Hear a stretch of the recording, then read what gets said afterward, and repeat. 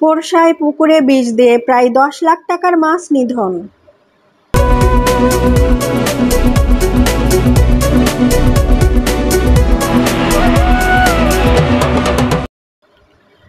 আসসালামু আলাইকুম।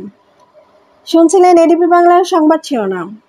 আমাদের পোরশা নওগাঁ প্রতিনিধি সুকুমার ঋষির তথ্যচিত্রে সঙ্গে রয়েছি আমি পিঙ্কি আক্তার। এবার বিস্তারিত। নওগাঁর পোরশায় মন্টু হাজি নামে এক ব্যক্তির পুকুরে বিষ প্রয়োগ করে প্রায় 10 লাখ টাকার বিভিন্ন প্রজাতির মাছ নিধন করেছে দুর্বৃত্তরা।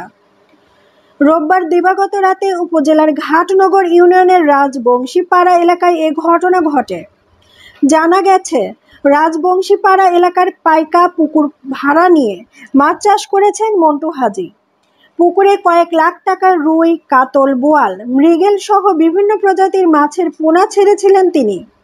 আগামী সপ্তাহে মাছগুলো বাজারে বিক্রি করার কথা ছিল, কিন্তু তার আগেই সোমবার দিবাগত রাতে দুর্বৃত্তরা পুকুরে বিষ প্রয়োগ করে।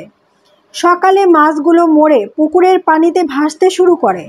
ক্ষতিগ্রস্ত মন্টু হাজি বলেন, পূর্বশত্রুতার জের ধরে এই ঘটনা ঘটানো হয়েছে। আমি ক্ষতিপূরণের পাশাপাশি এই ঘটনার বিচার চাই।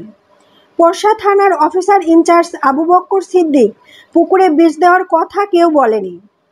ক্ষতিগ্রস্তরা অভিযোগ দিলে আইনগত ব্যবস্থা নেওয়া হবে বলে জানান তিনি।